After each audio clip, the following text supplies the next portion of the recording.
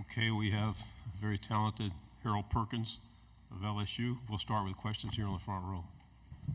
AP Stidham, AP and Kelly, as we see at syndicated radio. Harold, your coach said you'd be playing between the tackles and then be using other positions based on the situation. How do you feel about this role? I feel good about it. I'm confident in my coaches and my teammates to put me in the right position to be successful and make plays. So, yeah, I'm confident. I love to move. Okay, on the aisle here. Abby Williams, OU Nightly from Norman. Being so dominant in that linebacker position, how much have you watched Oklahoma's Danny Stutzman, and do you see any similarities between yours and his game? Can you repeat your question? Danny Stutzman from Oklahoma. Do you see any similarities between your game and his game? Who is that? Oklahoma's linebacker, Danny Stutzman. To be honest, I ain't really watching nobody else play. I'm focused on myself and my teammates, and we just focus on getting better. So. Okay. Wyatt Nunn, Cameo 8 Sports. What has new defensive coordinator Blake Baker brought to the team so far? I'll probably just say a loving, working environment. Coach Baker, a joy to have around the building. He's the DC, but obviously he's my coach. He's my position coach. So my first time meeting him, he came out to practice with some cleats on, and it made me laugh a little bit because, they just speak to the testament of what he is. He coming out here, he wants you to work, but he's putting in the work too. He's not just out here just telling us what to do. He's showing us how to do it. So that's one thing that I love about him. Front row. Michael Cobble, WBRZ TV in Baton Rouge. Harold, what's it going to take for you to be successful this year? What does success look like to you? And I guess, in the physicality of playing inside, how can you ensure that you have the most success? Just knowing that everything's not going to be perfect, Everything's not going to pan out and play out the way that you want it to. And just be ready for adversity, And be ready to deal with it and not running from it. I'll say that. Right side, third row. Mason Young, Tulsa World. Harold, just curious for your thoughts on there's going to be now iPads and video replay available on the sideline. How beneficial do you think that's going to be for you guys this upcoming season? Can you repeat your question? How beneficial is it going to be to have video replay available to you on the sideline this season? I think that's a magnificent idea, to come to the sideline and see yourself making a play or just the mistake. Because I'll wait till tomorrow to see what I messed up on when I can go to the sideline and fix the mistake or the problem right then and there instead of waiting. So I think that'll be a great addition to the game for all college athletes. Left side. Tyler Shaw with KBTX and College Station. Harold, going back to your recruitment and going to LSU, how difficult of a decision was that? Flipping from A&M and to LSU. It was a difficult decision.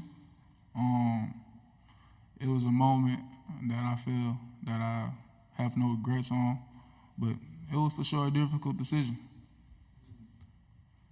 Now that you're in Baton Rouge, what's it like playing against A&M every year, and what's that game kind of dynamic like for you?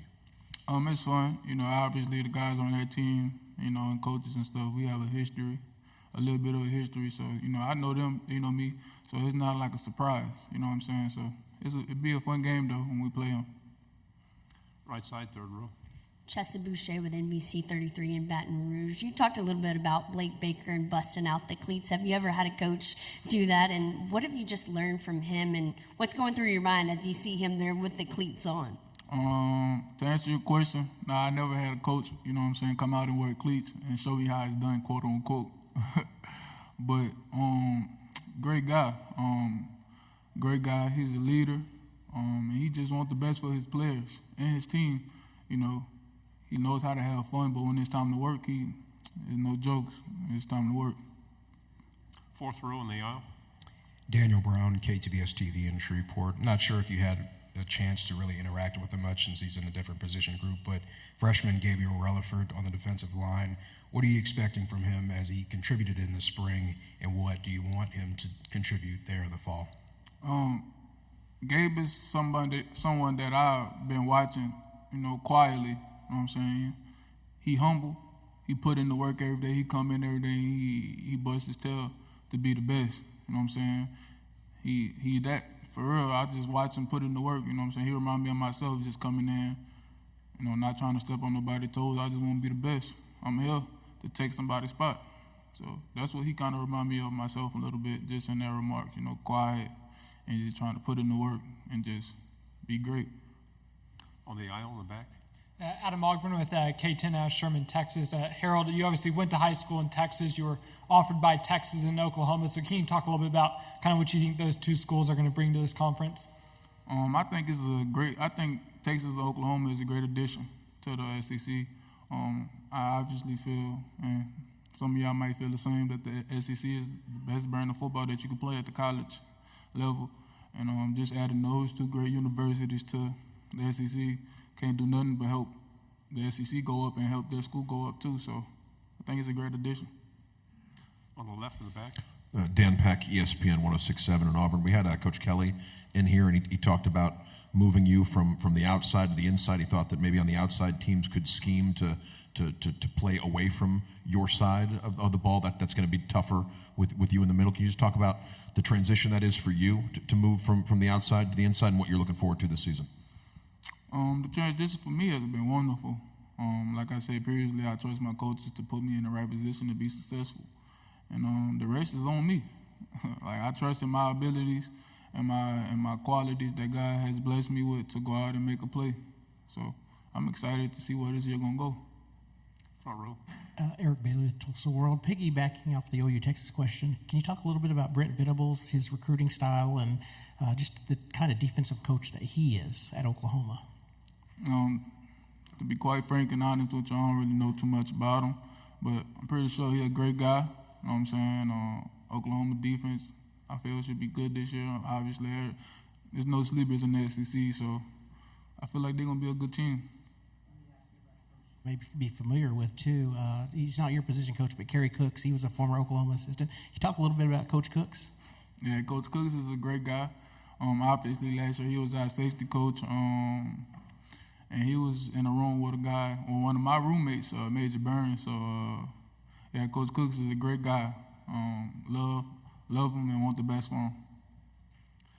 Last question here in the front. I can't imagine you living with Major. He talks so much and you don't. So, just the defensive front, a lot of concern in Baton Rouge, obviously having to add some new players in there. What are you seeing in the tackles specifically, maybe, that gives you a lot of hope for the line this year? We're big up front. That's something that I love. And they're aggressive. They're not passive. We took a hit losing Mason, my brother Big Took. So I'm excited for the guys that we got in there because they big, you know what I'm saying? And then you add the addition with Coach Bo. You know what that could do. I don't even got to speak on Coach Bo. Y'all know his work. So, yeah. Harold, good job. Thank you very much. Appreciate y'all.